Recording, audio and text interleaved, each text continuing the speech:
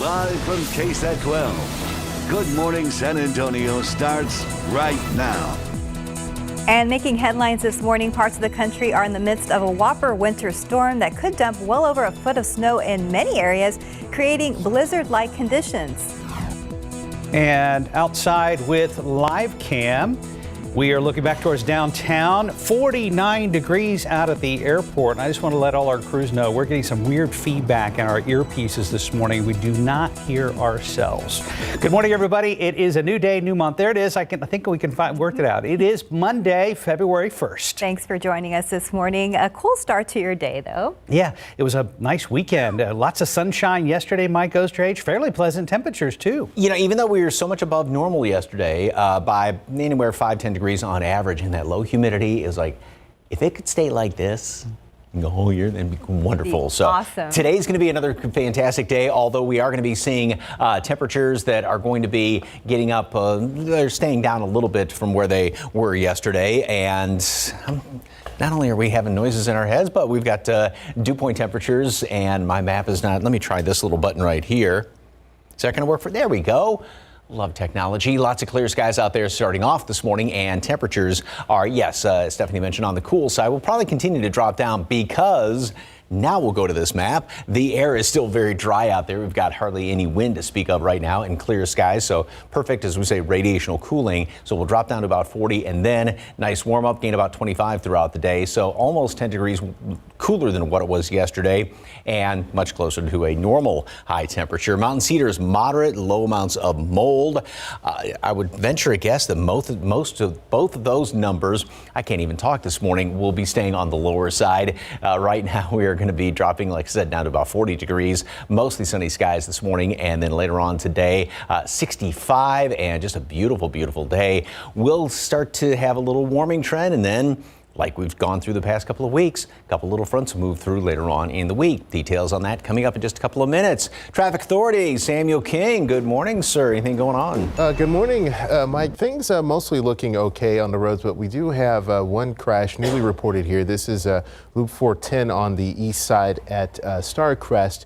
Not impacting traffic at the moment, but of course we'll keep an eye on it. One issue that we've had a few delays this morning, people out and about early on Bandera between 410 and 1604, 11 minutes now heading southbound between 1604 and Bandera, and then 10 minutes going the other way. And here's a look at TransGuide 90 at Zarzamora, looking fine this morning, guys.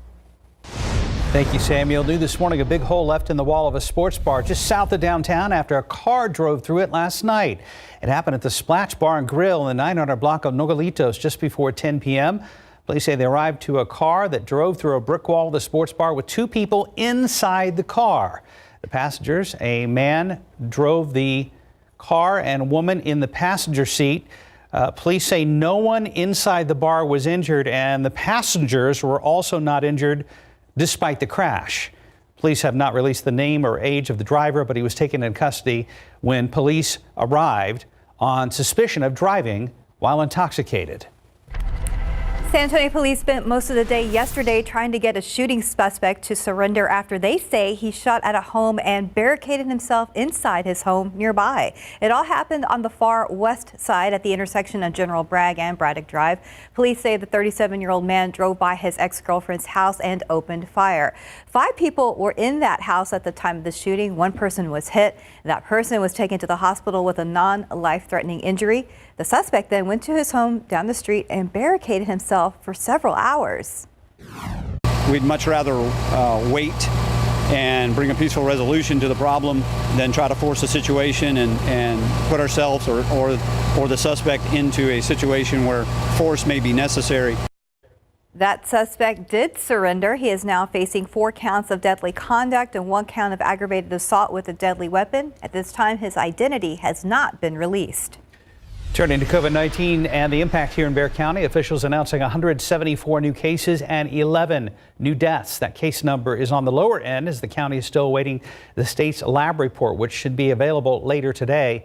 Hospitalizations continue on a downward trend. 1,169 people remain in care this morning, with 385 in the ICU, 247 on ventilators. Meanwhile, a winter storm emergencies have declared have been declared in parts of the Northeast because of a monster storm. The jackpot for snowfall is expected to be in northern New Jersey and New York's Hudson Valley. ABC's Kenneth Moten has the latest. This morning, 110 million Americans are in the storm zone as a powerful nor'easter barrels up the coast. For some areas, it's the biggest snowstorm in years. Putting everyone on alert, please make, to the maximum extent you humanly can, make alternative plans for Monday right now. Forecasters are warning of treacherous conditions across much of the Northeast through tomorrow, with some locations north and west of New York City facing blizzard-like conditions and up to 2 feet of heavy snow, along with potential power outages and flooding along the coast. It's going to be the duration of this storm that really is the killer as far as snow amounts go. We may see blizzard conditions at times here, strong winds, coastal flooding, and northwest of that low is where we'll see the heaviest precipitation, not ending until late in the day on Tuesday. New York City public schools are switching to remote learning today. COVID vaccination appointments are being rescheduled, and for those who do go out, road crews are busy spreading 270,000 tons of salt. We will be loud and we will be present. A state of emergency has been declared in New Jersey. Snow emergencies are also in effect in Philadelphia and Boston. Nearly 1,000 flights in the region already canceled. We're not even hoping for the best anymore. We're just preparing for the worst. More than 250 crashes reported in Virginia alone. This fire truck flipped over on a slippery road. No serious injuries reported. In Washington, D.C., the first significant snowfall in nearly 2 years, drawing hundreds of people to the National Mall for a massive snowball fight. Being able to come out here like this and have fun and get out for a little bit after being trapped inside for a while, it's great. And at the National Zoo, giant pandas are melting hearts with this snowy day video, sliding down a hill head first, belly up. Kenneth Moten, ABC News, New York. Very cute. Time now, 4:36 and 49 degrees for now. Coming up, a first look at an effort to get President Biden to help the millions of moms who lost their jobs during the pandemic. Plus, the San Antonio Spurs are back in action tonight and hoping to get back at the Grizzlies after Saturday's loss. We're going to have a preview. And outside with Live Camp, first week of February, we have a preview of all the Groundhogs resting up for what could happen tomorrow.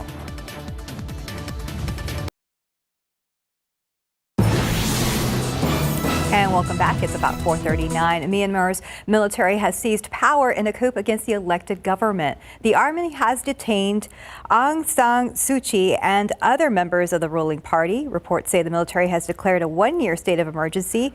Soldiers now surround City Hall in Myanmar's largest city. Suu Kyi and other leaders were taken in a raid earlier today.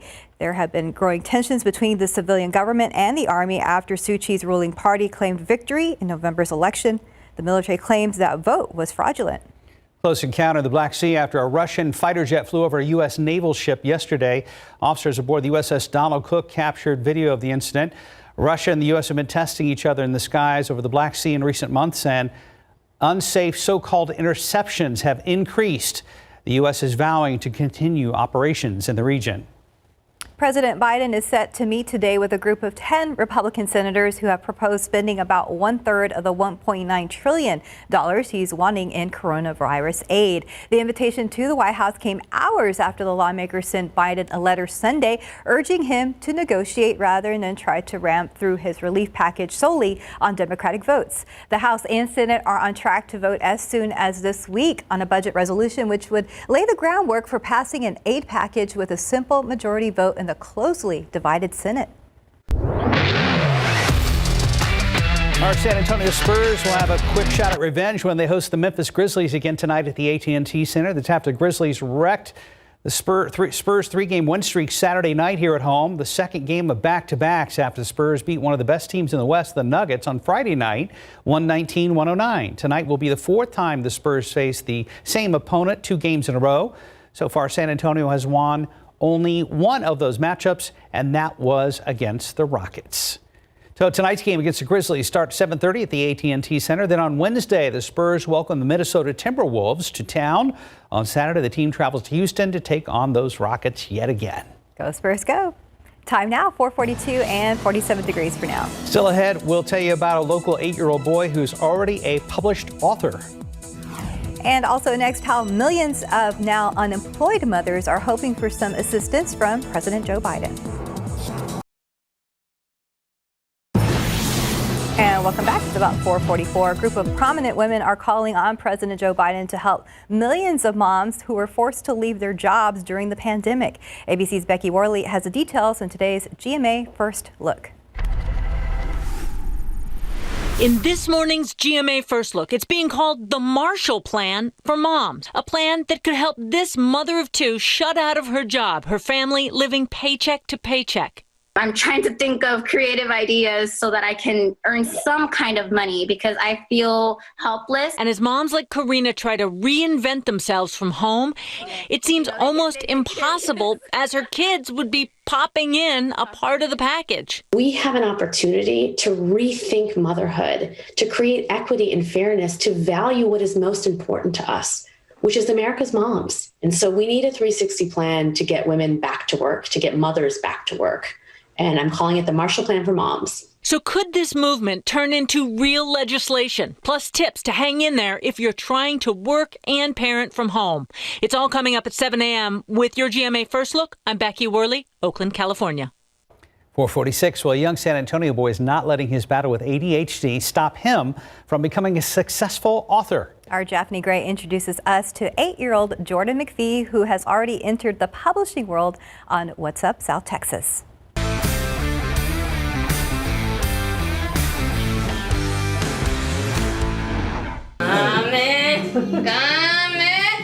This animated 8-year-old is Jordan McPhee. He likes to dance, anime, but more than anything, he likes to read and write. His mother, 34-year-old Rachel Hinton, says Jordan was an early learner at everything. He would not go to bed unless he had a bedtime story.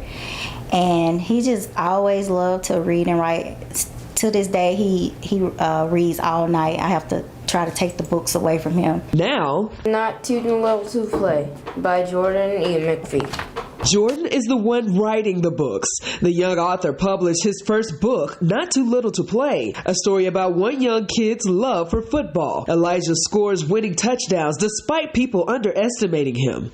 Elijah was able to score 2 touchdowns and winning the game for his team. As a single parent, Rachel has supported him every step of the way. I want to be there for him and be the best mother that I could be, because my mother, she died when I was 16, so I didn't have, and she was very sickly throughout my entire childhood, so I didn't really have much time, with her. Her mission to give Jordan a better life started when he was 3 years old. She and Jordan moved here to Texas to leave an abusive relationship. I don't want him to see that type of behavior and grow up to, be that way as well. So I want Jordan to grow up to be, a loving person and to be a good man to someone. So I got to show him, I got to be the example. Being that example, Rachel has since received her master's degree in business administration, and both she and Jordan have entered the entrepreneurial world with their own online stores. That's an awesome read for What's Up, South Texas. Let God order your steps and keep him first, and you can accomplish anything. Never let the odds keep you from doing what you know in your heart you were meant to do. Japhanie Gray, KSAT 12 News. Great job, Jordan and Mom. Jordan McPhee. Remember that name, right? I know. The book looks good. I was going to say that's a nice book to read to my little girl. Let's check the book of traffic with Samuel King. Good morning, guys. That was a great story. There are things looking okay. The crash we had at 410 and Starcrest, that appears to have been cleared. I still have some reported construction out here at Loop 410 and 151 that's been going on throughout the weekend. Supposed to wrap up here in the next 10 minutes or so. But if you're in that area, watch out for that. You can see some delays there on the on-ramps. And looking at 35, they've had some sign installation overnight, but travel times look good both from the northeast side into downtown and also from the southeast side into downtown as well, about 10 minutes all around. And here's a look at TransGuide now. 35 at Cesar Chavez looking fine. Some traffic out there early this morning. 10 at Presa also looking okay this morning, guys. Thank you, Samuel. How old was he? 6? 8 years old. Impressive. Yeah. I love the line when she said he always needed, a story before going to bed. Oh, yeah. Well, and then I noticed she was saying that she wanted to she was like, I have to take the books away from him. I'm like, no, don't let him. right? That's fantastic. Well, it All has right. to go to bed at some point. Well, I guess. Good. Yes, true. Good point. I can't read Little Engine again. Please go to sleep. So, anyway, great story, Japhanie. Here's a beautiful view, and right behind this banner, unfortunately, that shows up there, but there's some deer grazing right there. But amazing sunset, and I love the shot through the trees right there. We are going to be seeing a good-looking sunrise this morning, and temperatures are cool-ish, but not bone-chilling cold. And we've got a little bit of moisture aloft in the atmosphere. Not much, but just enough, maybe a slight milky shade to the sky later on today. Still going to have a lot of sunshine today and one or two high wispy clouds out there. So we've got very dry air in place, and so that's allowing temperatures to drop down, and that's why we'll probably drop down a couple of more degrees in the next few hours. And it's going to be beautiful throughout the rest of today as well as tomorrow. Then we're going to start to see the whole airflow shift around to the southeast, and the humidity is going to start to come up as we go into Wednesday and Thursday. And as far as squeezing out any rain, maybe by Friday. There's a front that's going to be moving through here early on Friday. I wouldn't count on it, but just keep your fingers crossed for that. So as far as any clouds around, today and tomorrow, plenty of sunshine around here, maybe one or two of them on Wednesday and then Thursday. Now watch as this front moves on through here, and that's about it. This is Friday morning. Most anything, if anything does happen to get squeezed out, is going to be further off to the east of us. Perhaps a stray sprinkle, keeping my hopes up, but I guess hope for the best, but expect nothing but dry conditions, unfortunately. And for pretty much, other than that slight chance of rain on Friday, we are going to stay very, very dry all the way through the foreseeable future. 60 at noon today, mostly sunny skies, and then high temperature today up to 65. That's exactly the normal high temperature. And tomorrow, another good looking day, but we are going to have a cooler start, 38 degrees, so a little bit below normal. Then on Wednesday, we get up to 70, 77 on Thursday. That's preceding that front. Then once that front moves on through here, it'll knock us down to roughly normal temperatures. Try and rebound a little bit Saturday, but another quick shot of some colder air comes in here for Sunday. So that'll hold us just in the upper 50s on Sunday. So perhaps a couple of freezing spots tomorrow morning, and then it looks like maybe by Sunday morning. And your groundhog is ready and raring to go. Yeah, because tell you one thing, they're getting that nasty storm up there to the northeast right now. Yeah, it seems some of these temperatures have been bitterly cold. We're pretty lucky here. Talking to my son in Boston yesterday, it was like 10. Oh, Yeah. that's painful. Texas boys a little chilly. Yeah, I would think so. Thank you, Mike. 452, 47 degrees. And coming up next, new ratings are showing the top shows of movies Americans streaming over the holidays, and we're going to tell you who came out on top. Let's take a look at your lottery numbers. Pick 3, 6, 3, 3, Fireball 3. Daily 4 numbers, 3, 2, 3, 7, Fireball 1. Cash 5, 7, 9, 11, 32, 33, and Lotto Texas 14, 20, 34, 46, 47, 51. And your Powerball numbers, we have 1, 2, 7, 52, 61, Powerball 4, Power Play 3. Good luck. Saturday Night Live shows off their first post-inauguration skit, plus Netflix is renewing a popular teen drama. For the latest on what's happening in Hollywood, here's ABC's Christopher Watson. Hello and welcome to What Still Works. Kate McKinnon there, and Saturday Night Live's first post-inauguration cold open, taking a look at the current state of government with Cecily Strong as Georgia Rep. Marjorie Taylor Greene. Done? Oh, no, thank you. I'm good. Pete Davidson played a clueless slacker who got rich from GameStop stock spike. So now it seems like the entire system is a joke. John Krasinski played Tampa Bay Buccaneers quarterback Tom Brady, apparently the only thing in America that still works. you're supposed to win football games and you just keep winning football games. Yeah. Wonder Woman 1984 on HBO Max topped the Nielsen streaming numbers over the holidays. Is this heaven? With Pixar's Soul on Disney Plus coming in second. The Office, Bridgerton, and The Midnight Sky, all on Netflix, round out the top 5 favorites. Telling anyone else about the mission threatens our safety. Netflix has renewed the teen drama On My Block for a 4th and final season. And Dexter star Michael C. Hall is 50 Monday. And that's what's happening in Hollywood. I'm Christopher Watson, ABC News. Watch The Little Things with Denzel Washington, Rami Malek, and Rami. I think it's Rami. Rami Malek and Jared Leto this weekend. What'd you think? It's pretty good. I thought there were a lot of little things wrong with it. And I'm not trying to be too cheeky about that, but yeah, it had so much potential. But a lot of people talking about it. Overall, I thought it was still I thought they did a good job, and it was still a pretty good movie. Yeah. Right now it's 4:57, 47 degrees. And still ahead on GMSA, a preview of President Biden's meeting with Republican senators today who have proposed spending about 1/3 of the $1.9 trillion he is seeking in coronavirus aid. Netflix testing a new feature for those late night binges. That's coming up in Tech Bites. Live from KSAT 12. Good Morning San Antonio starts right now. Competing COVID relief proposals from GOP lawmakers and President Biden as the U.S. rounds out the deadliest month of the pandemic yet. I'm ABC's Faith Abube in Washington with the latest coming up. Outside with Live Cam, waking up to a new work week and a new month.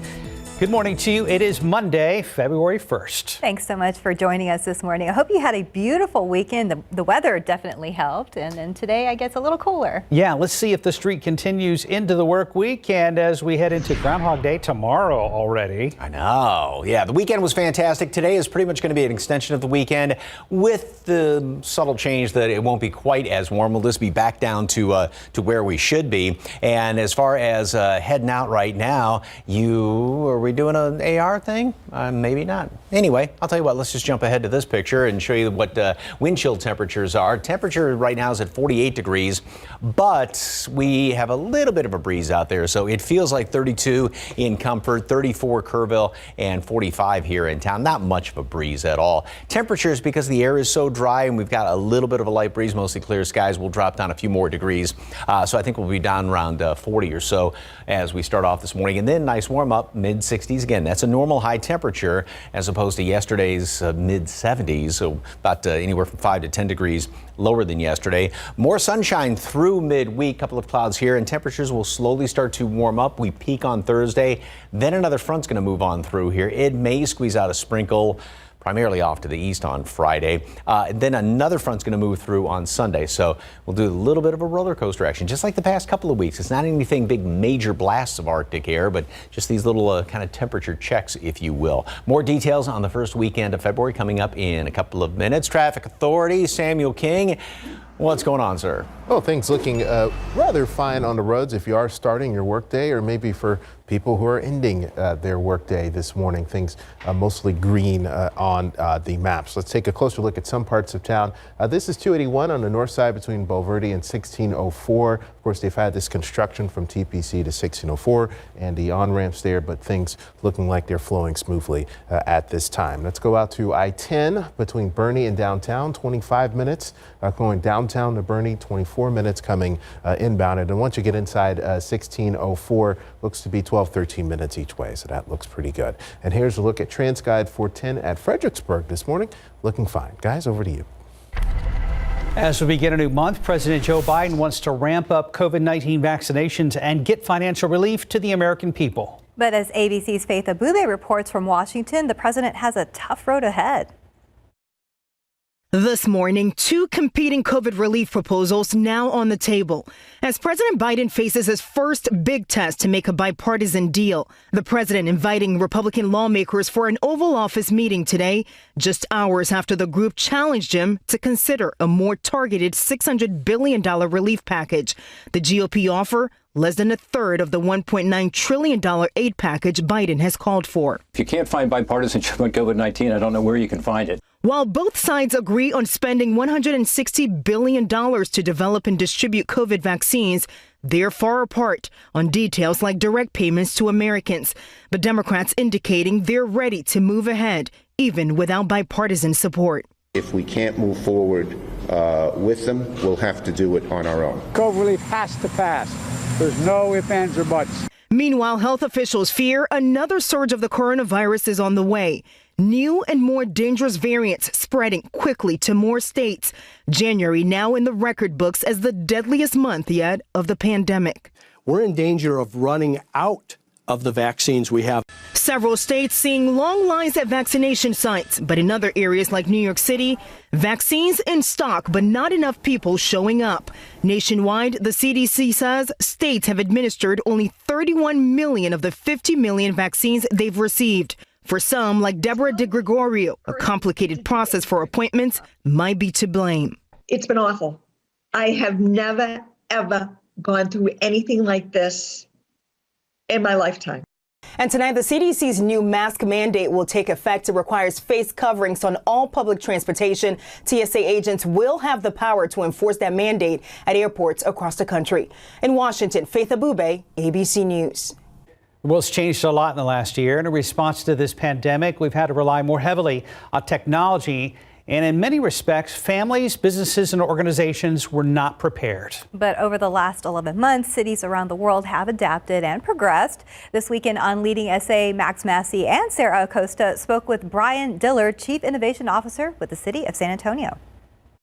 I think it's safe to say no city across the country was truly prepared for this pandemic. But since it hit us here at home, technologically, we have stepped up our game. In this weekend's Leading SA, Brian Dillard, the Chief Innovation Officer with San Antonio, talked to us about what that shift has looked like, how we are starting to bridge the digital divide, and what comes next. Take a listen. Here in San Antonio, we've got coming up on 2 million residents in our city. It's tough to have that, kind of foothold with each resident, have that communication, that back and forth. So when we talk about innovation, it's really about how do I educate the community on what we're doing and how do I get feedback on whether what we're doing is right. So as we deploy something like this digital inclusion project, how do I make sure we're actually connecting with students? How do I make sure that students are utilizing this in the most appropriate manner? That was just a small piece of our Leading SA interview. If you're interested in checking out the full conversation, just head to the Leading SA section of KSAT.com. Just a reminder, Leading SA is a segment we have every Sunday at 8 a.m. We talk to leaders of our community, from congressmen to local business people. We talk about the issues important to Bexar County and our surrounding areas. Guys, back to you. And because of an increase in pedestrian deaths from motor vehicles, city leaders have geared their focus to a specific area of San Antonio. Mayor Ron Nirenberg says the west side is an area they're paying extra attention to right now after seeing an upward trend in serious accidents. District 7 Councilwoman Ana Sandoval says the goal moving forward is to rethink the design of roadways while incorporating ways to keep pedestrians safe. Culebra Road has long been one of the deadliest roadways for pedestrians. We see traffic fatalities with vehicles in a lot of places, including Culebra Road. Mayor Ron Nirenberg recently signed an initiative with the U.S. Conference of Mayors to prioritize safety and the Biden administration's infrastructure plan. Currently, the roadway is under review, and Ana Sandoval said she hopes the next bond project cycle will allow them to make massive infrastructure improvements. Right now, it's just about 5:08, 47 degrees. And still ahead, how Amazon is now partnering with more than 2,000 U.S. police and fire departments to help keep neighborhoods safer. And the latest on a murder case of an 18-year-old girl remains unsolved after 2 years. And taking a look outside with live cam this morning, a chilly start to your day in the 40s, so bundle up for now. But yeah, I think we're going to see another nice day, just maybe not as warm as yesterday. We're going to check in with Mike just ahead. It has been 2 years, and the murder of 18-year-old Abigail Alcorta remains unsolved. Our South Texas Crime Story series returns, and Erica Hernandez takes a look back at this case that left a family looking for some closure.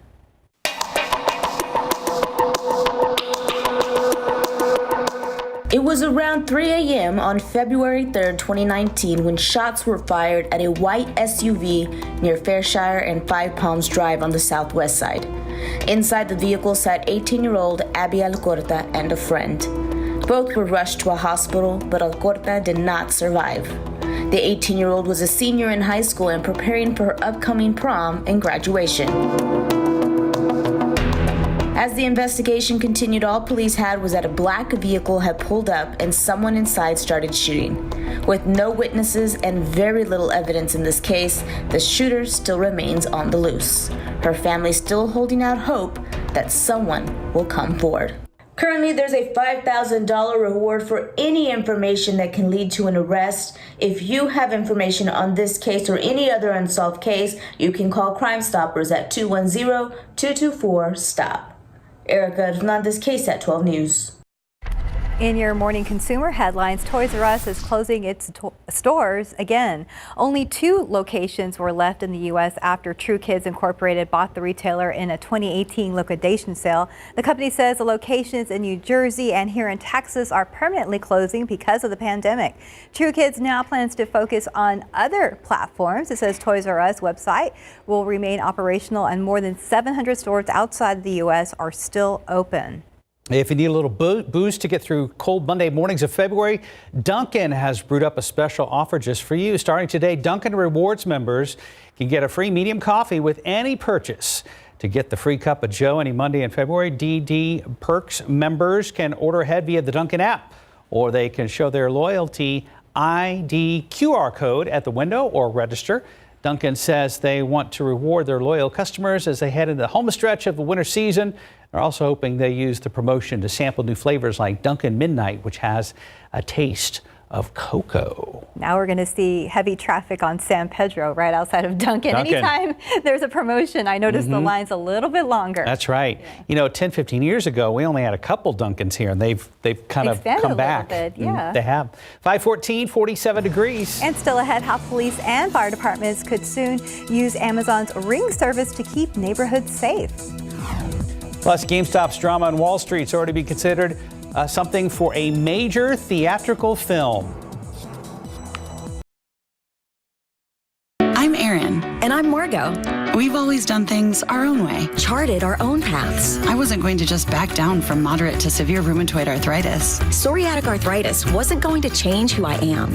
When I learned that my joint pain could mean permanent joint damage, I asked about Enbrel. Enbrel helps relieve joint pain and helps stop permanent joint damage. Plus, Enbrel helps skin get clearer in psoriatic arthritis. Ask your doctor about Enbrel so you can get back to your true self. Enbrel may lower your ability to fight infections. Serious, sometimes fatal events, including infections, tuberculosis, lymphoma, other cancers, nervous system and blood disorders, and allergic reactions have occurred. Tell your doctor if you've been someplace where fungal infections are common, or if you're prone to infections, have cuts or sores, have had hepatitis B, have been treated for heart failure, or if you have persistent fever, bruising, bleeding, or paleness. Don't start Enbrel if you have an infection like the flu.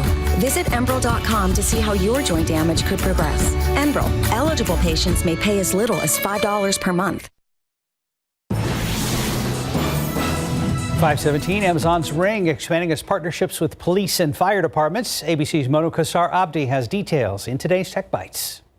In today's Tech Bites, first responders are taking advantage of Amazon's Ring. More than 2,000 police and fire departments are now reportedly part of the Ring security camera network. According to the Financial Times, law enforcement made more than 22,000 video requests last year alone. Netflix is trying out a new sleep timer. It automatically shuts down streaming at your desired cutoff time. You can set timers in 15-minute increments in case you doze off. It saves data and battery life. It's currently being tested among Android users. A movie based on the GameStop chaos on Wall Street is in the works. Reports say author Ben Mesrick is writing a book about the army of online day traders, and MGM already landed the rights to the film. The movie, The Social Network, was based on Mesrick's previous book about Facebook. Those are your Tech Bites. Have a great day. That guy's going to do a good job. He also wrote a book called Bringing Down the House, became the feature film 21 with Kevin Spacey about the MIT poker teams that went and raid Las Vegas. I didn't realize that was the same person. Same guy, yeah. This is right up his alley. Yeah, this will be good. Ben Mesrick is the name. I'm sure Samuel will be watching as well. What's that? I'm sure Samuel will be watching as well. Yeah, at first I was going to say it's too early for all of that, but seeing who's behind it, I was like, okay, this makes sense. So it might be. You know, I don't think we'll see a movie like tomorrow, but maybe in the next year or two we'll see it, and maybe the story will be written by then.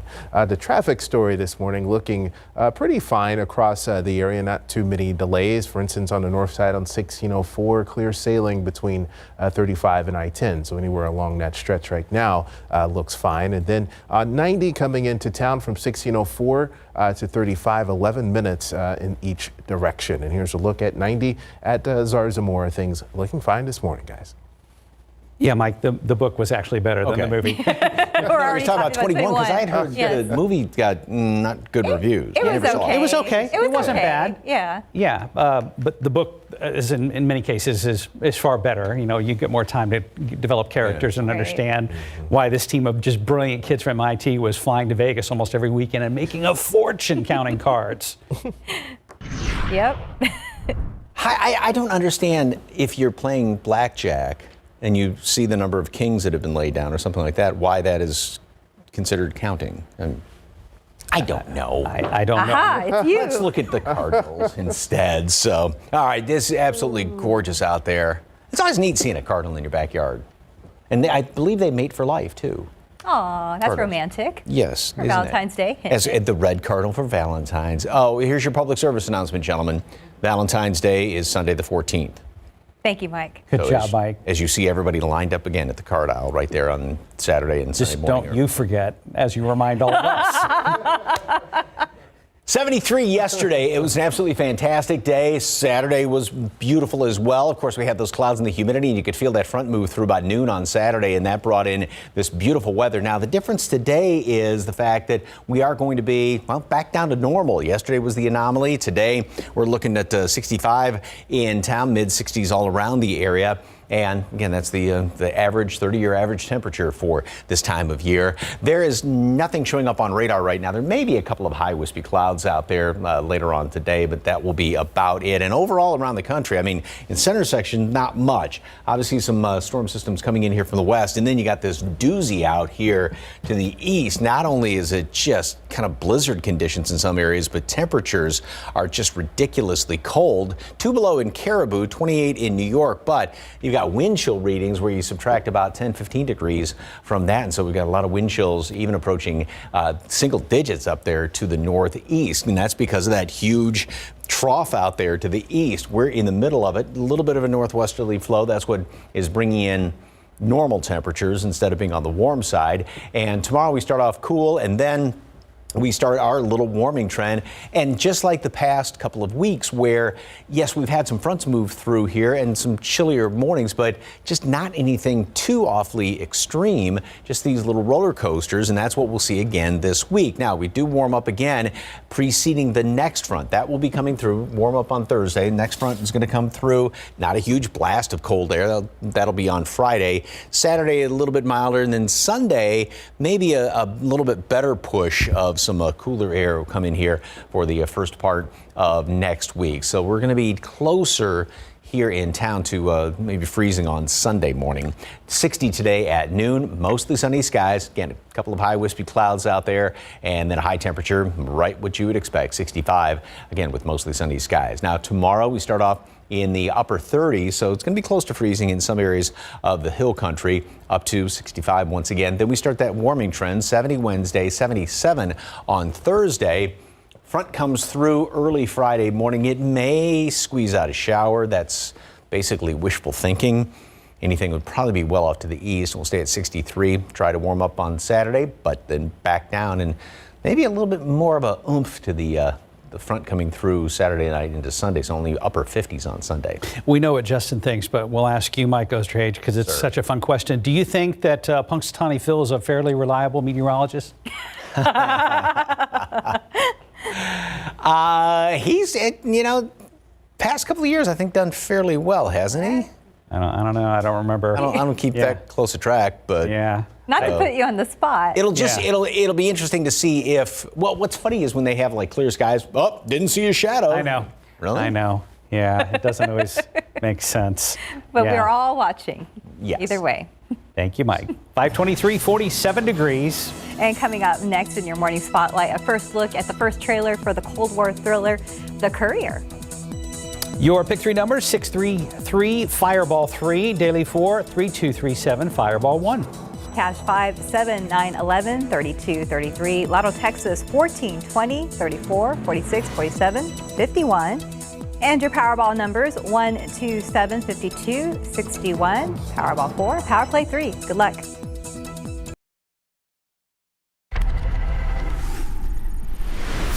Just about 527, last week's Wall Street Madness already getting the Tinseltown treatment. CNN's David Daniel has that and more in today's Hollywood Minute.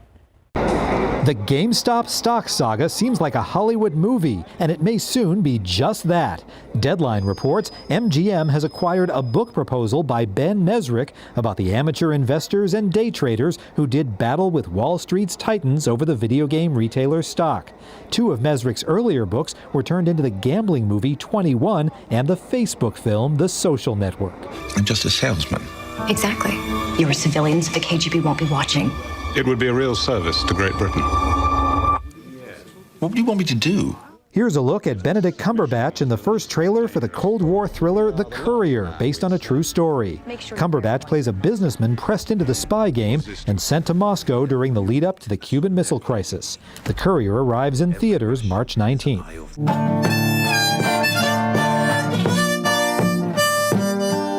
The latest lost and found music from Neil Young's Archives project is Johnny's Island. Young recorded the album in Honolulu in 1982, but his label declined to release it. Young described it in a 1995 interview as a tropical thing all about sailing, ancient civilizations, islands, and water. Now it's coming soon at neilyoungarchives.com. In Hollywood, I'm David Daniel. Well, we're just getting the work week started here on GMSA. 528, about 47 degrees. And still ahead, coming off one of the deadliest months in the pandemic, we'll have predictions from doctors about how February will look as far as vaccinations. Scientists seeing a decline in the number of monarchs, butterflies during their yearly migration. What you can do to help in your own backyard. Hi, good morning. It's Monday, February 1st. Hope you had an awesome weekend. Mike Ostrage is here with your work week forecast on this early Monday morning. Well, it's going to be a little cooler today, actually just down to normal readings later on this afternoon. After that nice weekend, got up into the low 70s yesterday, and the humidity was low. Oh my goodness gracious, it was so beautiful out there. We still have very low humidity. A weak front has moved through, so that's what's going to knock temperatures down about anywhere from 5 to 10 degrees compared to yesterday. So maybe in the shadows, a light jacket, and definitely need one this morning. We've got New Braunfels 43 degrees, Seguin at 38, and Pleasanton at 49 right now. And then throughout the rest of today, we'll make it up to right around 59 degrees today at noon, getting up into the mid 60s later on today. A little bit of a breeze out of the northeast. And over the next couple of days, we're going to do that slow rise in temperatures. Peak on Thursday. Another front moves on through here. Not a huge blast of cold air, but just to kind of give a reality check. And then the same thing again over the weekend. Overall, the weekend looks very nice, but you might need a jacket, especially on Sunday. Details on that in just a couple of minutes. Traffic Authority, Samuel King. So far, it's been pretty quiet. Yeah, so far so good, Mike. Just relatively few issues here on the roads. We did have a report here of a stalled vehicle. This is at 410 in Evers. So it's on the shoulder there. So that's something to watch out for, but you can see the green traffic flow there, not really impacting things too much. Looking at Fredericksburg Road near the medical center, 15 minutes each way between Hebner and Woodlawn this morning. So that looks pretty good. And out to the north and to the east, New Braunfels and Seguin, good morning to you.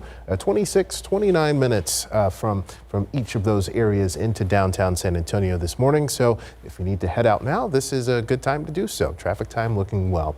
37 looking fine as well this morning as 281 into Quarry. Over to you guys. Late breaking news, a lot of police on the scene of a deadly auto pedestrian crash on the east side right now. This is happening in the 4500 block of Lavender Lane. Our Sarah Costa joins us live now with the latest. Good morning, Sarah. Good morning. Yeah, this call came out about an hour ago to the Ivy Apartments on the far east side, like you guys said, in the 4500 block of Lavender.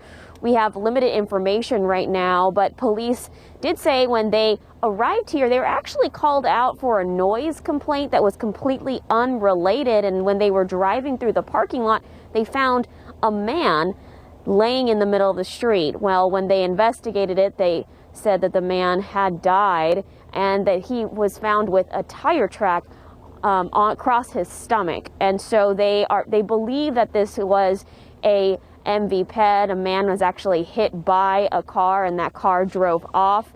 But that's all they know at this point. We don't have an identity of the man, an age of the man, and police are still here just trying to figure out exactly what happened. We don't really want to show you what's going on because the man is laying on the road right behind us with that tarp laid over him. But traffic investigators are out here trying to figure out exactly what happened. Now, police say that they found a license plate also laying next to the man. They don't know if that is involved or not. When I was walking up here earlier, I did see that some of the grass median had what looked like tire tracks, but we'll be able to determine that better once the sun comes out. So just stay with us here. KSAT on air and GMSA and KSAT.com. And as this story develops, we'll keep you updated throughout the morning. Live from the east side, I'm Sarah Acosta, KSAT 12 News. Back to you, Mark and Stephanie. January ends as the U.S.'s deadliest month of the COVID-19 pandemic with more than 95,000 deaths, according to Johns Hopkins University. As the nation enters February, health officials are again stressing the importance of taking precautions. CNN's John Lawrence reports. The U.S. saw its COVID-19 hospitalizations drop below 100,000 this weekend, according to the COVID Tracking Project. That's a low not seen since December 1st. We have a little breathing room right now, but if these new variants become dominant in our country, we are going to be right back where we were in November and December, and perhaps even worse. Despite the drop in hospitalizations, the 7-day average of new cases is similar to what it was in December, and the average number of deaths per day has more than doubled since that time. The surge that is likely to occur with this new variant from England is going to happen in the next 6 to 14 weeks. And if we see that happen, which my 45 years in the trenches tell us we will, we are going to see something like we have not seen yet in this country. The University of Washington's Institute for Health Metrics and Evaluation's latest model projects close to 120,000 additional Americans could die from COVID-19 within the next 2 months, at least in part because of the variants. And the numbers could be even worse with a more rapid spread of variants. Just going to the grocery store, to school, or to work could become more dangerous. More than 31 million COVID-19 vaccine doses have been administered in the U.S. thus far, according to the Centers for Disease Control and Prevention. As health officials push people to roll up their sleeves, many areas report more willing people than available shots. I'm John Lawrence reporting. Homeland Security says the TSA now has the authority to enforce President Joe Biden's mask mandate for passengers starting today. TSA workers will be making sure passengers at screening checkpoints wear their masks. The president's order applies to any form of public transportation, including airports and other transportation hubs. Now, under the mask mandate, the new mandate, the mask needs to have at least 2 or more layers of breathable fabric and fit snugly. Scarves and bandanas are not allowed. Violations could be met with criminal penalties. More than 2,000 people have been arrested in protests across Russia. The protests are in support of Russian opposition leader Alexei Navalny. Navalny's supporters were planning to have gatherings in at least 120 cities. The opposition leader was detained on his arrival back in Russia following months of medical treatment in Berlin after being poisoned back in August. From the southern Great Lakes to New England, a powerful winter storm is expected to bring several inches of snow across the region. Up to 10 inches is forecast in some areas, including the nation's capital.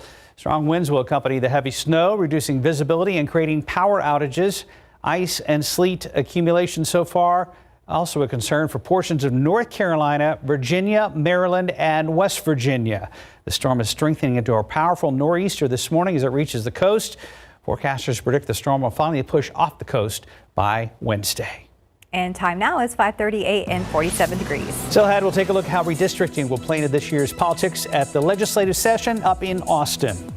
And also next, we're going to tell you about the next step for Wall Street as the battle between small investors and major hedge funds continue. Outside with live cam on your Monday. Beautiful shot of downtown San Antonio. Mike's full forecast coming up, but we'll check on your morning commute one more time with Samuel Kim. 5:41, now back to that chaos on Wall Street. Amateur traders have successfully boosted the stock value of struggling companies like GameStop and Bed Bath & Beyond. But overnight, they turned their attention to something else. ABC's Megan Tavruzian has the details. This morning, Wall Street gearing up for another unpredictable week involving amateur investors who are now targeting precious metals. Silver futures soaring overnight, up 8% at one point, a 5-month high, with the hashtag Silver Squeeze trending. It comes on the heels of a tumultuous week, spurred by a fight between professional investors and an army of online day traders. Those retail investors banding together over social media platforms like Reddit to buy stock in struggling companies like GameStop and AMC, causing their share prices to surge. Wall Street hedge funds who bet against those companies losing billions. One hedge fund even down 53% in January. It's a really weird time we're living in. I had never thought I would invest in stocks casually like that, but I saw the opportunity, downloaded the app on my phone and did it. Those Reddit investors now criticizing online brokerage Robinhood, which plans to limit the trading of 8 stocks today, including GameStop, AMC, BlackBerry, Express, and Nokia, to only 1 share per customer. They claim Robinhood, which markets itself as a champion of small investors, is favoring Wall Street titans over small-time traders. To put the power in everyone's hands. But experts say the free trading app got in over its head and couldn't come up with the capital required after the GameStop trading spree. There's absolutely nothing unusual or nefarious about how the regulatory rules are kicking in and requiring Robinhood to put up more capital. So that's all totally normal, standard. Over the weekend, Robinhood's CEO said the trading restrictions are only temporary.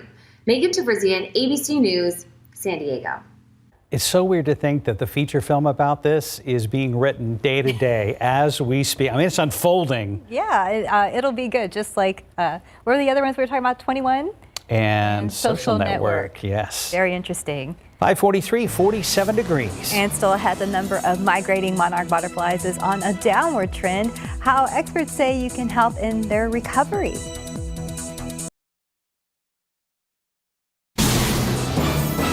The Texas legislature will soon take up the task of redrawing the lines on our state's congressional and legislative maps. It's a complicated process that will help define our political landscape for the next decade. In this week's episode of KSAT Explains, it's all about that redistricting. Myra Arthur gives us a preview. They look like random shapes, perhaps a kaleidoscope or even odd puzzle pieces, but they're actually the United States congressional districts of Texas. If you look at them and you're thinking, well, they should all be kind of like somewhat contiguous and square, but then when you see one that kind of looks like a snake or something like that, you're kind of wondering, well, what's the logic behind that? These shapes are a major factor in determining our representation in the U.S. House of Representatives, which means they play a major role in who is looking out for your best interests in Washington. These districts aren't drawn at random. This map looks this way by design, through a process called redistricting. In Texas, redistricting is done by our elected state lawmakers. You have a situation where the politicians are choosing the voters when what we should be seeing is the voters choosing the politicians. And in Texas, these maps have repeatedly gotten lawmakers in trouble over allegations of giving unfair advantages to certain political parties or voting groups. It could be that lines are drawn to disadvantage rural voters or disadvantage urban voters. Sometimes lines can be drawn to disadvantage racial minorities. For those of us who've been advocates for the minority communities, Latino and African American communities, there's a great deal of interest to make sure that those communities are adequately represented in the way the lines are drawn. In this week's episode of KSAT Explains, we're talking about redistricting, examining how this once-a-decade process has become so contentious, and looking at why this year is expected to be a little bit different.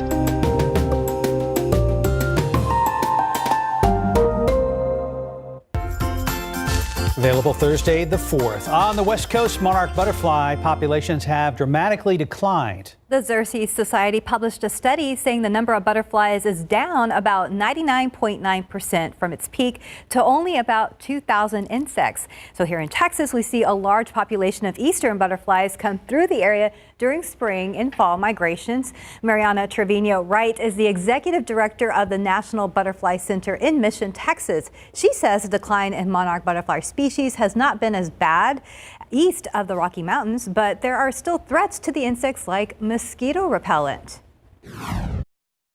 In some places, mosquitoes are a problem. Well, you can apply mosquito repellent to yourself. You don't need to poison the environment.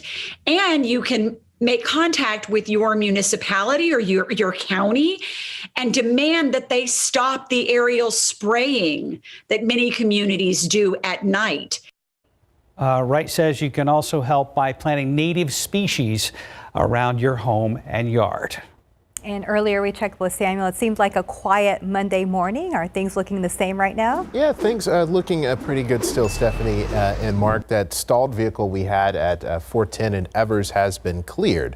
Here's a look at 37, the travel times between 1604 and downtown. If you're commuting in that part of town, southeast side of town, 12 minutes each way. So that's looking fine as well. And here's Southwest Military getting over Cord Lackland, 7 minutes between Old Pearsall and 35. 6 minutes the other way. And here's a look at TransGuide I-10 at Frio, and there's 90 at Couples real quick, but 90 at General McMullen. Looking fine this morning, guys. Thank you, sir. You're introducing us to Mela. And I think, if memory serves me correctly, we have met this young lady before. Her name sounds familiar. Yes, indeed. Cutie. And it's just one of those because he's just adorable looking. I wonder if when she's 13 and, she goes back and goes, "You put my picture on TV." Quite possibly. Adorable. Thank you. And everybody enjoyed that beautiful Sunday afternoon yesterday. We had plenty of sunshine out there, really pleasant temperature, although it was on the warm side, got up into the low 70s, anywhere from 5 to 10 degrees above normal. We're going to be kind of seeing a reality check today. A weak little front has moved through. Temperatures, now we are down to freezing at Comfort, 48 here in town. I think we may drop down still a few more degrees in the next couple of hours because we do have very dry air in place and light wind, mostly clear skies, so that should allow temperatures to kind of drop a few more degrees. Now, as far as the dew point, it's going to remain low today and tomorrow. Then we start that increase, and this is going to be preceding. Here's that little roller coaster with dew points, and temperatures tend to follow suit. We will be dropping down somewhat on Friday. A front's going to be moving on through here. As far as any rain, pretty much doubt it. There's a small chance for a couple of showers, primarily off to the east early on Friday as that front moves on through. Then another tiny little roller coaster coming in here for the weekend. We don't still see any just huge blasts of Arctic air coming on in here. Here's the computer model for the next couple of days. And again, mostly sunny skies today. Maybe a cloud or two thrown in here. We'll have a few more going into a late Thursday. Thursday's going to be the warm day. Then the front moves on through. Here's the front moving through early on Friday. Any precipitation is basically in our extreme eastern counties. There could be a stray little sprinkle here and there.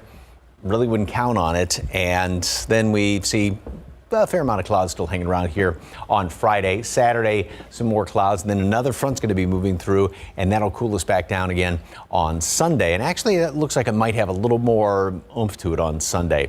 60 at noon today. Mostly sunny skies. Good looking day. Great to be outside. And then later on this afternoon, high temperature 65.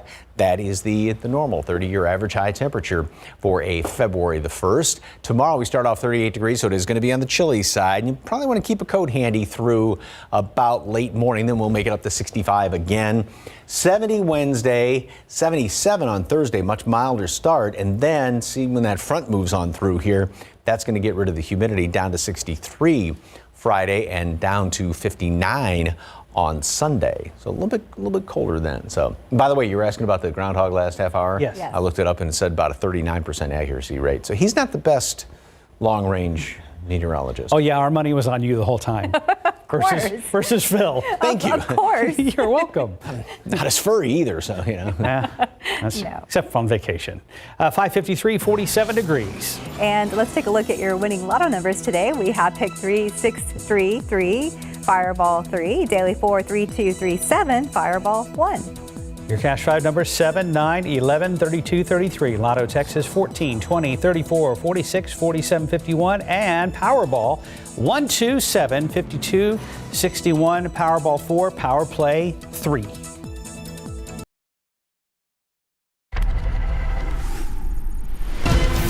Coming up here on GMA, it is all about this snow. And it is not just the normal, some schools that were in session closing and the icy roads and all of the normal winter storm talk, but of course the vaccine rollout. There's 7 states that are having to change who gets vaccinations when because of this storm.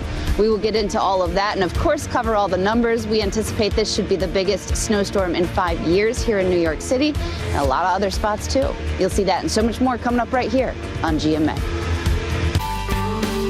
Today is the start of week 8 for the state's COVID-19 vaccine allocation. The bulk of the first dose vaccines headed to Bexar County will go to the state's vaccine hub sites, which includes San Antonio Metropolitan Health District, Maine Immunizations Clinic, UT Health San Antonio Wellness 360, and University Health System. Thousands of vaccines will be distributed, but there are specific guidelines in place and qualifications you have to meet.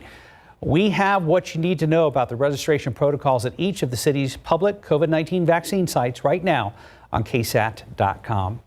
Glad you're with us on this Monday, February 1st. Dating via social media more popular than ever. Coming up on GMSA, how one company is cracking down on body shaming on its platform, and it's setting its own standards for how people should behave on the internet.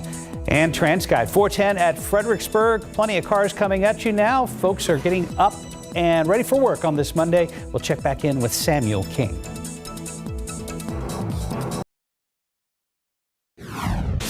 Competing COVID relief proposals from GOP lawmakers and President Biden as the U.S. rounds out the deadliest month of the pandemic yet. I'm ABC's Faith Abube in Washington with the latest coming up. And taking a look outside with live cam, a cool start to your day. We are in the 40s right now, but it's going to warm up just a little bit, maybe not as much as yesterday. Still beautiful though. Getting ready to check in with Mike.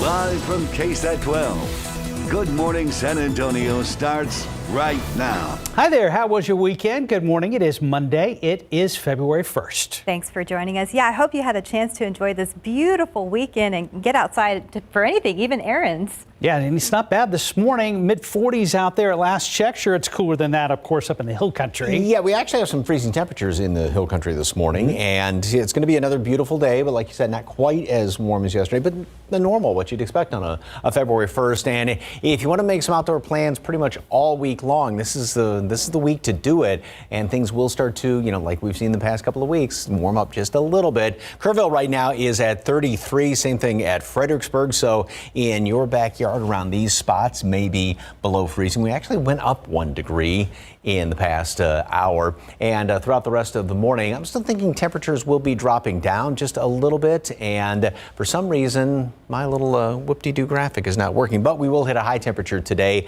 up to 65, and like I said, that's about normal. It's going to start to warm up, getting up into the mid and even some upper 70s by Thursday, preceding the next front that's going to move down through here. So will it be just as nice of a weekend as what we just got done with? Details on that coming up in a couple of minutes. Traffic Authority, Samuel King, and what's going on, sir? Anything? The map looks good. Map looking good right now, Mike, so things looking fine. If you need to head out this morning, everyone, this is a good time to do so because we're not seeing too many delays out there. For instance, if you're on I-10 between Bernie and downtown, 24 minutes in each direction, so that's looking pretty good for you there. And looking inside 1604, there's 12 minutes between downtown and 1604, 13 minutes actually going downtown that way. And now looking at 281 inside 1604, once you come down from Bulverde, 12 minutes each way between 1604 and downtown. So that's looking good this morning. And here's TransGuide 35 at Judson, flowing well, traffic building a little bit, as on 37 in Pecan Valley. Guys, over to you. Police found a man dead in a parking lot at an apartment complex on the east side this morning. This happened at the Ivy Apartments. That's in the 4500 block of Lavender Lane near W.W. White and MLK. Our Sarah Costa is live where police are still investigating. Sarah? Good morning, and the medical examiner just arrived. You can see that van right behind me, which means they'll be wrapping up this scene probably in the next half hour. Police know little information at this time. What they told us is they actually arrived here to this Ivy apartment complex here on the east side near South W.W. White Road around 4 o'clock this morning for an unrelated issue. They were here for a noise complaint. When they were leaving, they told us that they found a man laying in the parking lot of this apartment complex. When they checked, they determined that he was dead upon arrival. They said that they found a tire track across his body and a license plate laying near that man. That's why they believe that he was struck by a vehicle and that the driver drove off. And that's what they are working with at this time. They have not released the identity of this man. However, we just spoke to one of the neighbors off camera. The neighbor was telling us he knows this man, that this man had been staying with him. The neighbor was telling us he's a homeless man but stays with several residents here. He's friends with several residents here.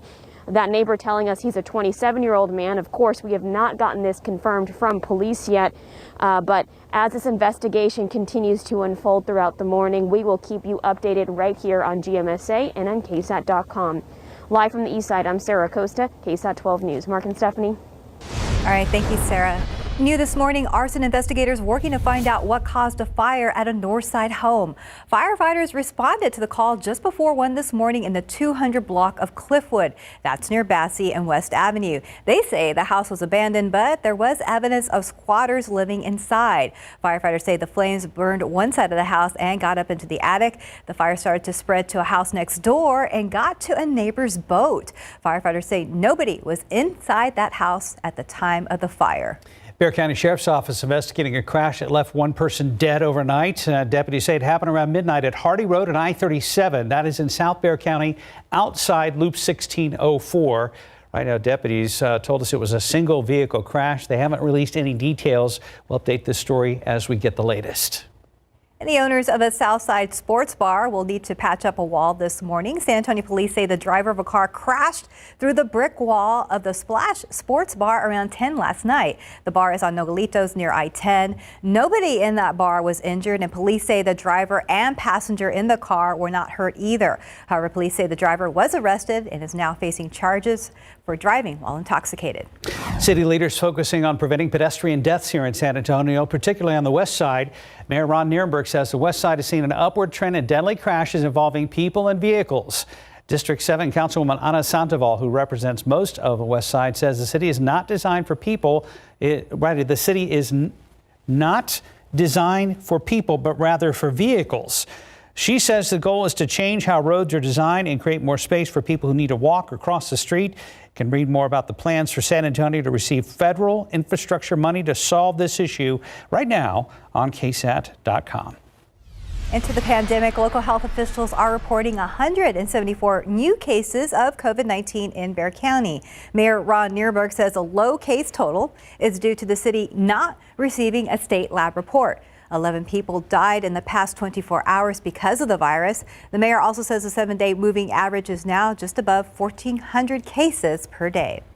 January was the deadliest month of the pandemic here in the U.S. Johns Hopkins University reports more than 93,000 Americans died. As we begin a new month, President Joe Biden says he wants to increase COVID-19 vaccinations and get financial relief to the American people. But as ABC's Faith Abube reports, the president has a tough road ahead. Good morning. Later on today, President Biden will meet with GOP lawmakers about that COVID relief package. It's a plan that includes $160 billion for vaccine development and distribution.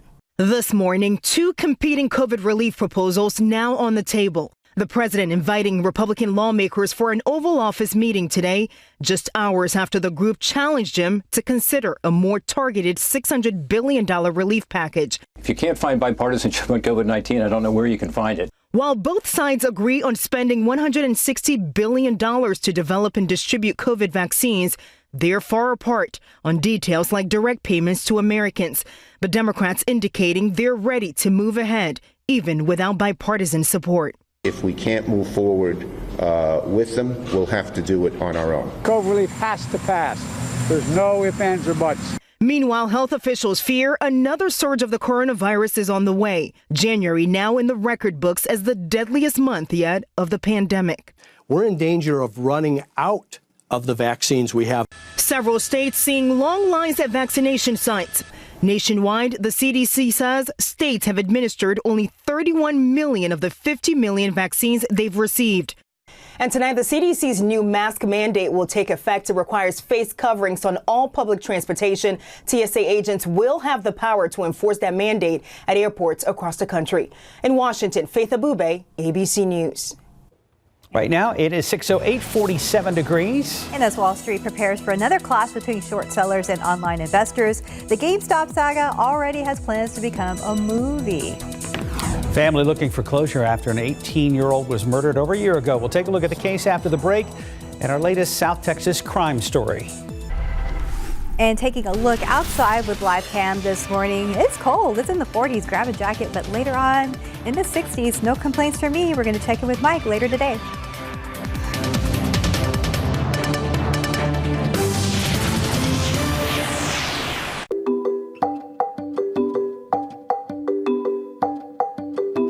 If you want to know about what shapes San Antonio, most of us go down to the Alamo or Institute for Texan Cultures. But a big piece of San Antonio history lies on the east side at the San Antonio African American Community Archive and Museum, or SACAM for short. With the help of everyday locals, the museum has tied San Antonio's African American descendants to the stories of Spaniards, Mexicans, Germans, and Canary Island populations who helped build this great city.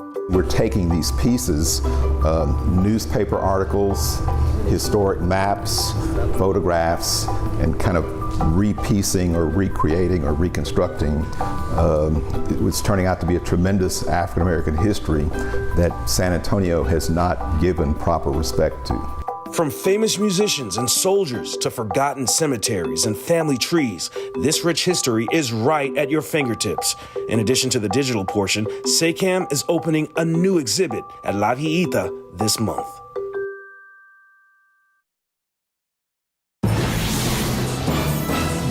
It's been 2 years and the murder of 18-year-old Abigail Alcorta remains unsolved. Our South Texas Crime Story series returns, and Eric Hernandez takes a look back at this case that left the family looking for some closure.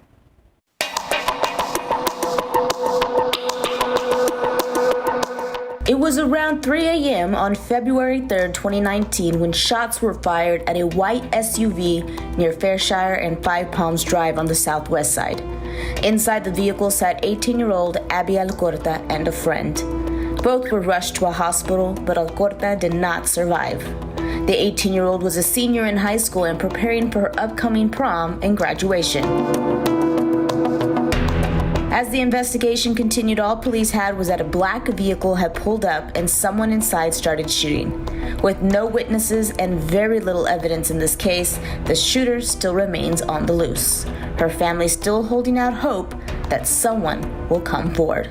Currently, there's a $5,000 reward for any information that can lead to an arrest. If you have information on this case or any other unsolved case, you can call Crime Stoppers at 210-224-STOP. Erica Hernandez, KSAT 12 News. Spurs back in action tonight. There'll be a rematch against the Memphis Grizzlies. The Grizz ended the Spurs' 3-game win streak Saturday night at the AT&T Center. But this time the Spurs will have a day of rest going into the game. Tip off for tonight's game, 7:30. You can watch it on Fox Sports Southwest. Of course, watch us right here tomorrow morning for some highlights. And I know earlier today there was a stalled vehicle, so let's check back with Samuel King.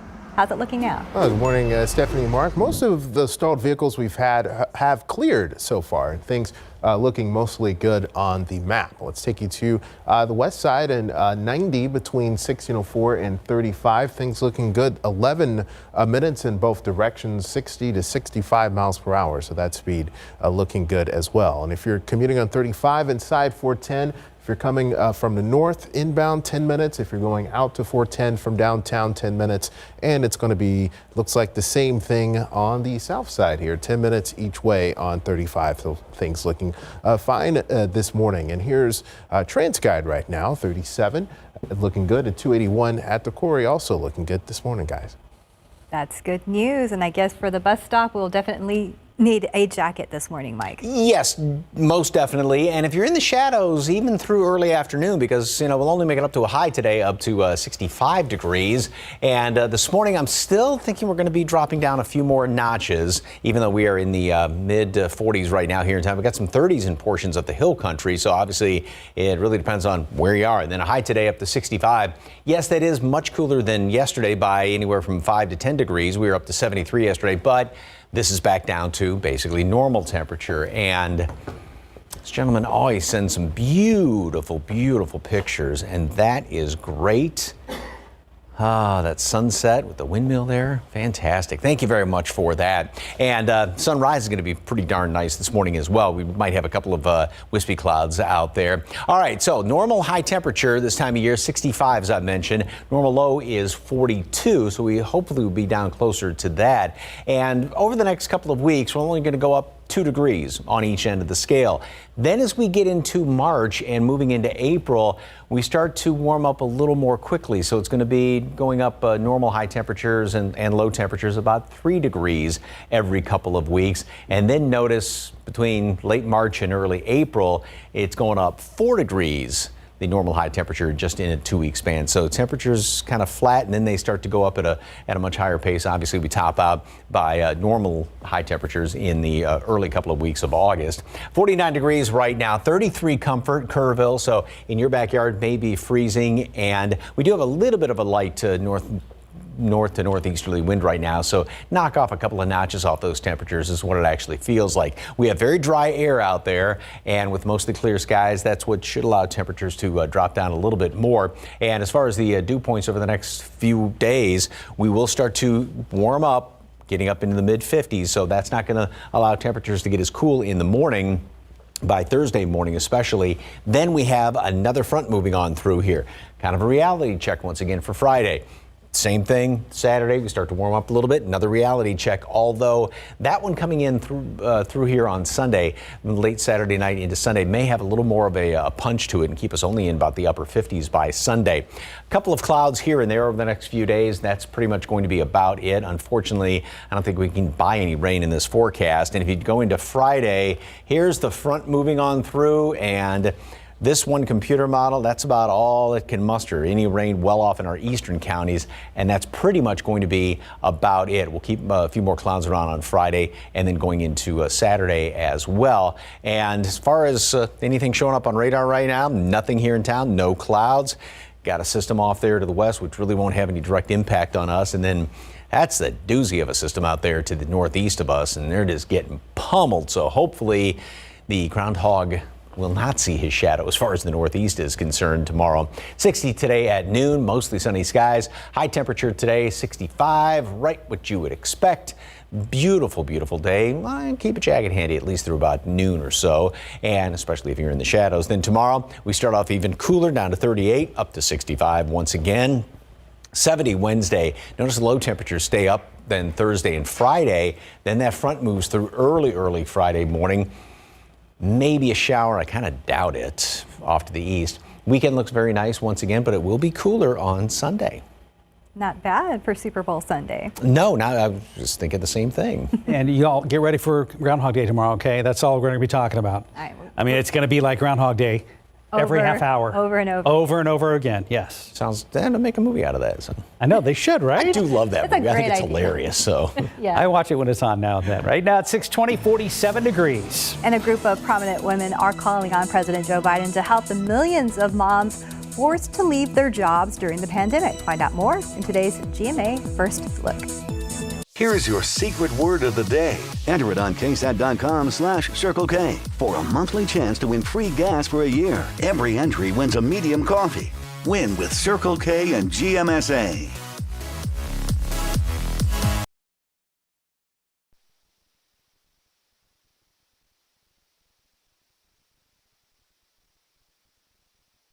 The new MyWW Plus gives you more of what you need to help you lose weight. More simplicity with the What's in Your Fridge recipe feature. And more motivation with on-demand workout classes. The new MyWW Plus. Best offer of the year. Join today for 55% off. Feel the cool rush of Claritin Cool Mint Chewables. Powerful 24-hour non-drowsy allergy relief plus an immediate cooling sensation for your throat. Feel the clarity and live Claritin Clear. For skin as alive as you are, don't settle for silver. 7 moisturizers, 3 vitamins, 24-hour hydration. Gold Bond. Champion your skin.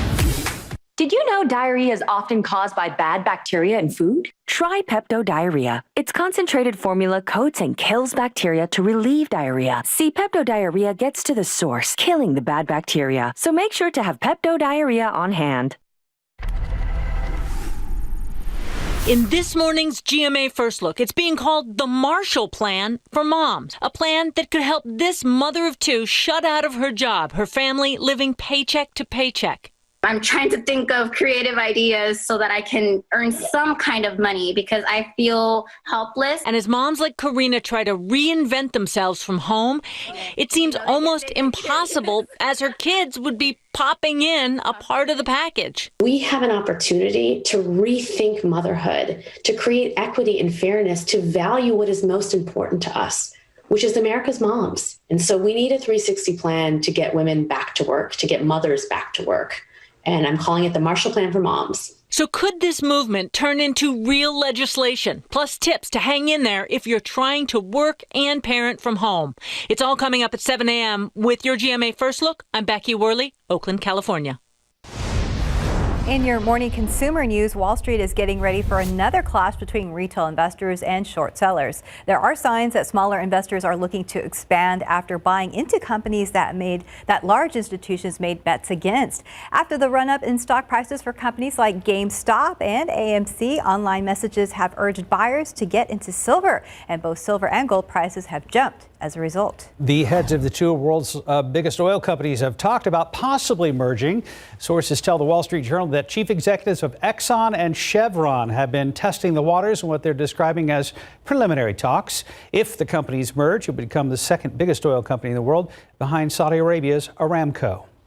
Despite coronavirus closures hitting bars hard, 2020 was the best year for distillers in 4 decades. Alcohol executives say people stuck at home splurged on more expensive booze, pushing overall revenues for U.S. distillers up nearly 8%. First responders taking advantage of Amazon's Ring doorbell. More than 2,000 police and fire departments are now reportedly part of the Ring security camera network. According to the Financial Times, law enforcement made more than 22,000 video requests last year alone. Netflix is trying out a new sleep timer on your phone. It automatically shuts down streaming at your desired cutoff time. You can set timers in 15-minute increments in case you doze off. Netflix says it will save data and battery life. It's currently being tested among Android users. A movie based on the GameStop chaos in Wall Street is already in the works. Reports say author Ben Mesrick is writing a book about the army of online day traders, and MGM already landed the rights to the film. Mesrick is known for spawning a few other movies. His books were the basis of The Social Network, about Facebook's founding, and 21, which was about blackjack players ripping off casinos, and a book called Bringing Down the House. It's a good one. Yeah, I can see that in the works right now. Time now at 6:26 and 47 degrees. Climate change affecting butterflies across our nation. We'll see what you can do in your backyard to help restore the population of these crucial pollinators. And Bumble is increasing its standards. We will see how the dating app is trying to stop body shaming.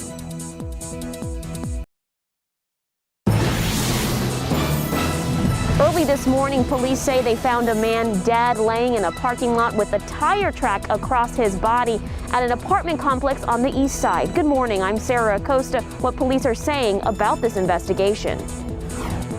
We've got just a hint of a sunrise out there on your early Monday morning. Top stories coming up, and we're also going to check on traffic in a moment. Hi, good morning. It is Monday, February 1st. Been on the cool side out there as we begin the new month. Mike Osterhage. Good morning, everybody. Just a great way to start off a Monday morning. New day, new week, new month. And obviously, it's going to be spectacular out there. Temperature right now stands at 49 degrees, and I was initially going for 40 for a low earlier this morning. I don't think that's going to be happening here in town. We will drop down a little bit, but the wind has been keeping things stirred up a little bit more than expected. However, it is pretty chilly in parts of the hill country. Now, we're at 40 right now in Uvalde, Del Rio, 42, 41 Carrizo Springs. However, Kerrville, Fredericksburg, you're down right around freezing as of right now. We are going to see lots of sunshine, kind of a repeat of yesterday, except for the fact we'll be in the mid 60s as opposed to low to mid 70s. This is more like what it should be. Now, more sunshine midweek, couple of clouds here and there. Temperatures will start that slow increase, and then we're going to peak on Thursday. Right after that, early Friday morning, we have a front moving on through. That'll knock temperatures down. Try and rebound a little bit Saturday, and then another front to knock temperatures down again by Sunday. Will we get any rain from all of this? Short answer is no. Details coming up in just a couple of minutes. Traffic Authority, Samuel King. Just when I thought it was going to be. I could tell you're going to say it's quiet or something. I was about to, and then I looked closer. So here we go. We have a crash here on the west side. This is 151 at Callahan right now.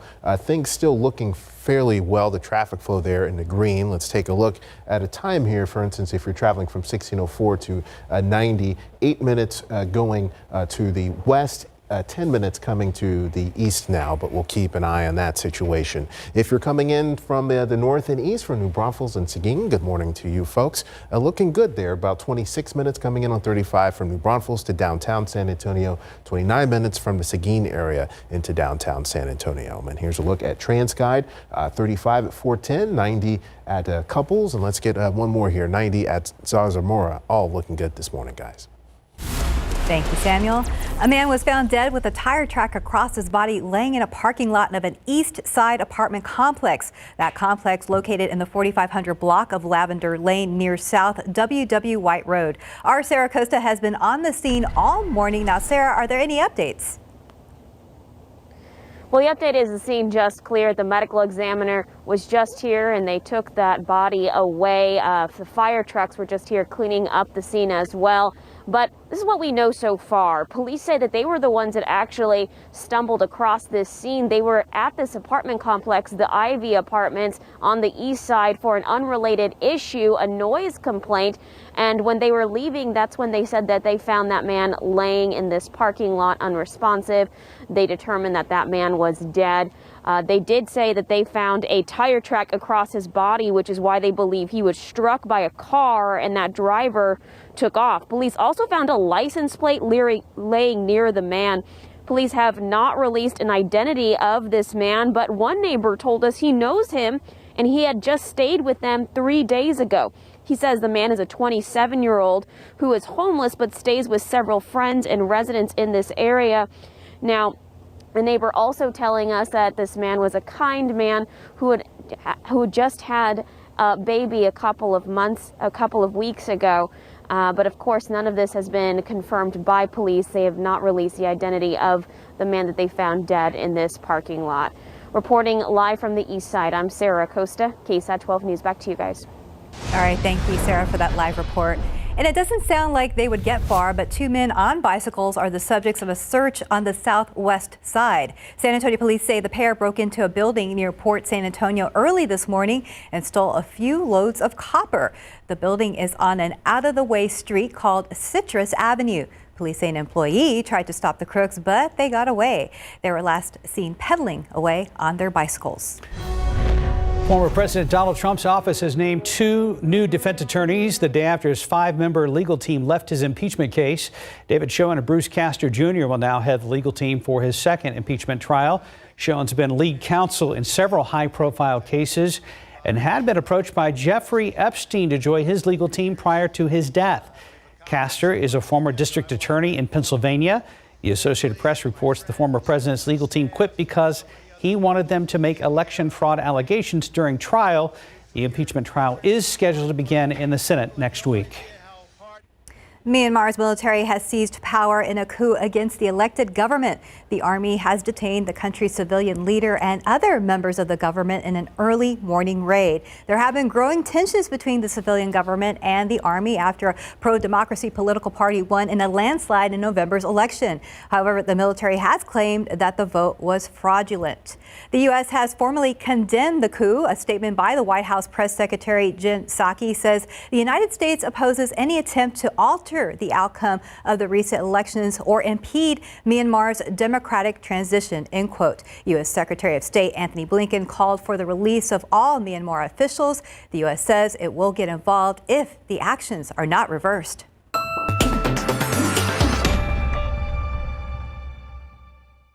I think it's safe to say no city across the country was truly prepared for this pandemic. But since it hit us here at home, technologically, we have stepped up our game.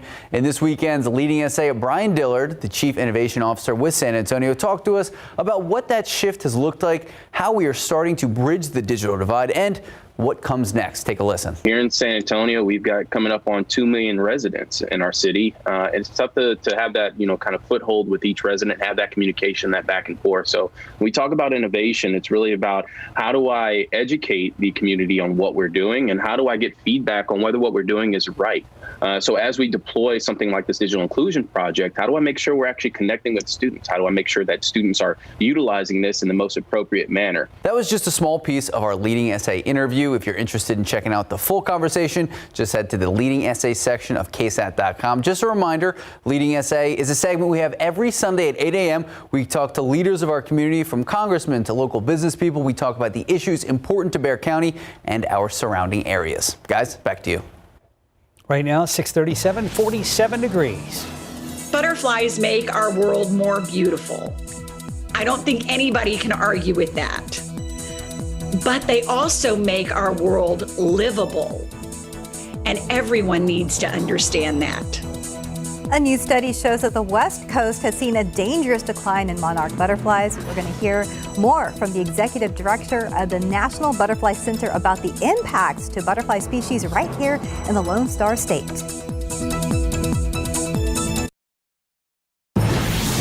And welcome back. It's about 6:41. The dating app Bumble has been known for setting its own standards for how people should behave on the internet. It has banned shirtless and underwear mirror selfies and photos of guns. Max Massey explains the company making clear there's no place for body shaming on any kind on its platform. Bumble updated its terms and conditions this week to explicitly list physical appearance among other discriminatory language that it does not tolerate. The list also includes race, color, ethnicity, national origin, religion, disability, sexual orientation, gender expression, and gender identity. The updated policy comes as Bumble looks to make its debut on Wall Street. The company filed paperwork earlier this month for an initial public offering, an IPO. According to the filing, the Bumble dating empire counted 42.1 million monthly active users as of the end of September. In the blog post this week, the company says body shaming may entail projecting an opinion of what is a good body in a bio on the platform, or critically commenting on someone's body or health in a direct message to someone else. As other tech platforms have found, however, setting a new policy is one thing, but enforcing it can be a lot more challenging. The company says it's going to be using automated safeguards to detect comments and images it prohibits, and that it will also rely on people reporting individuals for body shaming. Individuals will receive a warning, and repeated incidents or particularly harmful comments will result in being banned from Bumble. The body shaming policy is just the latest way that Bumble has aimed to set the company apart as a female-friendly platform. Guys, back to you. At the end of 2020, the Xerces Society published a study that said the western monarch butterfly population had reached an all-time low. The study said only about 2,000 butterflies had been seen last year, down from 30,000 just 2 years ago. The society says effects of climate change, most notably the historic string of wildfires along the Pacific coast, have been the main force in the destruction of the western monarch butterfly population. Here in Texas, the migration of eastern monarch butterflies comes through the state. We're also seeing a decline in species. Mariana Trevino-Wright is the executive director of the National Butterfly Center in Mission, Texas. She says the decline east of the Rockies is due to climate change. Wright says hotter temperatures and longer droughts are negatively impacting the plants that butterflies need to survive. Find out what plants belong where you live.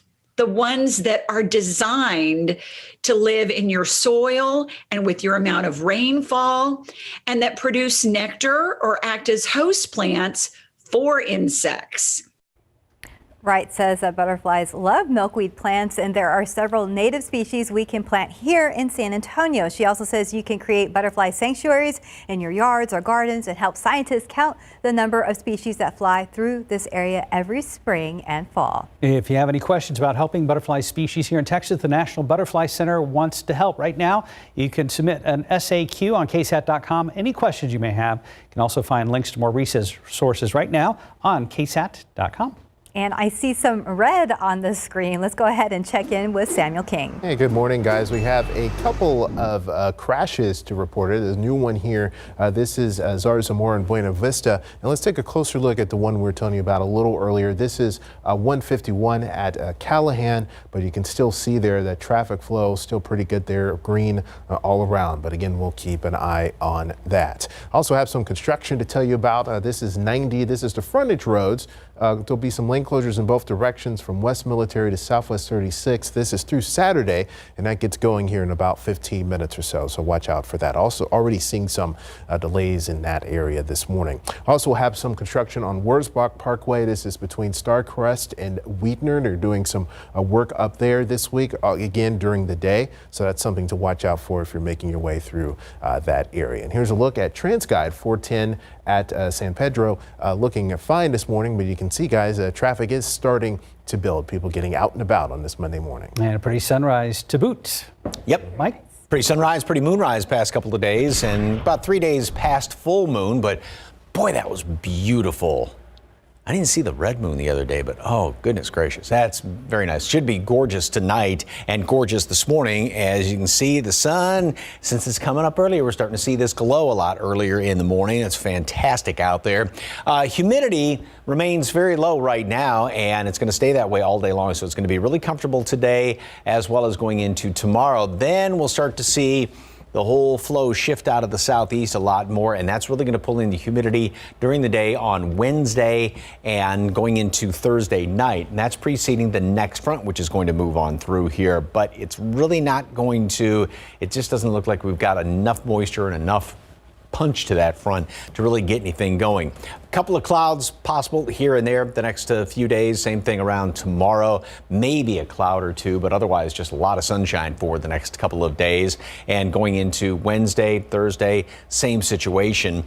And when the front comes through, like I said, it may try and squeeze out a sprinkle or two, primarily off to the east, but I really wouldn't count on it. There's a lot of looks like a lot out there to the southwest of us, or to the west of us in southwestern United States, but most of that's going to kind of miss us. And as far as temperatures, got very cold up to the northeast. They're still battling with that huge winter storm up there to the northeast. Wind chill temperatures down in the teens from the Great Lakes all the way over in toward New York, even up around Bismarck, International Falls, where you would expect. So here's that big chunk of cold air sitting over them. For us, we're, yes, a little cooler than the past couple of days just because of slight northwesterly flow, but all that activity out there to the west of us, that gets sort of diverted up around us. And so we stay, like I said, mostly sunny over the next couple of days, and we will start to warm up preceding the next front, which is going to move through here. It looks like sometime late Thursday, early Friday morning. It's not going to come through with a whole lot of fanfare. We'll try and warm up a little bit, sort of rebound slightly on Saturday, but then Sunday we get another pretty decent shot. Looks like even some colder air coming in here. So we'll only stay, as of right now, in the upper 50s on Sunday, well below normal. 60 today at noon. Speaking of normal, we'll be right at it later on. 65 with a lot of sunshine out there. Wind out of the northeast, about 10-15 miles per hour, so might want to keep a jacket handy. Tomorrow it's going to be a chilly start, 38 degrees. We get up to 65 in the afternoon. Again, a normal high temperature. Then we start that warming process Wednesday, Thursday, up to 77. Back down to 60s on Friday, rebound, and then back down to the 50s on Sunday. Looking at your graphic, and I may have said this years before, but doesn't it kind of look like Pharrell's hat from a distance? Yeah. His trademark hat? Yes, it does. Yeah, a little bit. But tomorrow we'll move past that because it will officially be Groundhog Day. That's right. Do people still remember who Pharrell? Of course they do. Of course. Yes. Okay, Yes.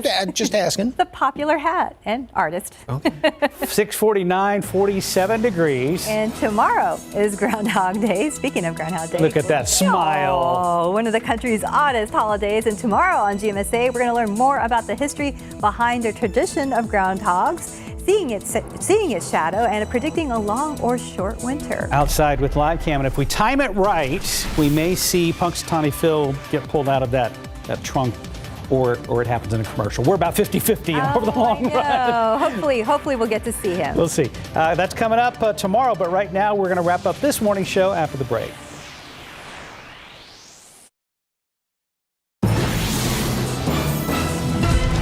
Coming up here on GMA, it is all about this snow, and it is not just the normal, some schools that were in session closing and the icy roads and all of the normal winter storm talk, but of course the vaccine rollout. There's 7 states that are having to change who gets vaccinations when because of this storm. We will get into all of that and of course cover all the numbers. We anticipate this should be the biggest snowstorm in 5 years here in New York City, and a lot of other spots too. You'll see that and so much more coming up right here on GMA. Police found a dead man laying in the middle of a parking lot of an East Side apartment complex. Good morning, I'm Sarah Acosta. Police arrived on scene around 4 o'clock this morning to the Ivy Apartments. When they found that man laying in the parking lot, they determined he was dead. They found a tire track across his body. That's why they believe that he was struck by a car and that driver took off. They also found a license plate laying near that body of the man. Police say they are still investigating at this time and have not released the identity of the man. From the East Side, I'm Sarah Acosta, KSAT 12 News. Arson investigators are working to find out what caused a fire at a North Side home. Crews responded to the call just before 1 this morning in the 200 block of Cliffwood. That's near Bassey and West Avenue. They say the house was abandoned, but there was evidence that there were squatters living inside. Firefighters say the flames burned one side of that house and got up into the attic. The fire started to spread to a house next door and got to a neighbor's boat. Firefighters say nobody was inside that house at the time of the fire. Bear County Sheriff's Office investigating a crash that left one person dead overnight. Deputies say it happened around midnight on Hardy Road near I-37. That is in South Bear County, outside Loop 1604. Right now, deputies have told us it was a single car crash. They have not released any other details. We'll update the story when we get the latest. The owners of a Southside sports bar will need to patch up a wall this morning. San Antonio police say the driver of a car crashed through the brick wall of the Splash Sports Bar. That was around 10 last night. The bar is on Nogalitos near I-10. Nobody in the bar was injured, and police say the driver and passenger in the car were not hurt either. However, police say the driver was arrested and is now facing charges of driving while intoxicated. 5 till 7. Let's go ahead and take a look at traffic with Samuel King. Hey, good morning, guys. One final look. We have this crash here on the west side, Zarzamora, Buena Vista. We had a little bit of a delay, and there you go. That crash is now off the board. We still have the situation here in Callahan, starting to see a little bit of delay on Callahan at 151, but on 151 itself, travel time looking fine, 8 to 9 minutes each way. So that situation improving as well. And looking at I-10 between Bernie and downtown, 25 minutes. Mike, looking at TransGuide, things looking fine as the sun starts to rise. Yeah, it's just going to be a spectacular sunrise. Look at that nice glow out there. Nothing but clear skies, maybe 1 or 2 wispy clouds. It's cold up in Comfort, 30, 49 Helotes, 37 Bernie Stage. Canyon Lake's at 44 right now. And today, plenty of sunshine, 65 high temperature, lower than yesterday, but this is normal. Wind out of the northeast about 10-15 miles per hour. A little cool tomorrow, then mid-60s once again. We warm up Thursday, preceding the next front, which will move through early on Friday. And overall, nice looking weekend. Sorry about that. Yeah. Groundhog Day tomorrow. Yeah, we'll be celebrating that furry critter tomorrow here on GMSA. Bye, guys.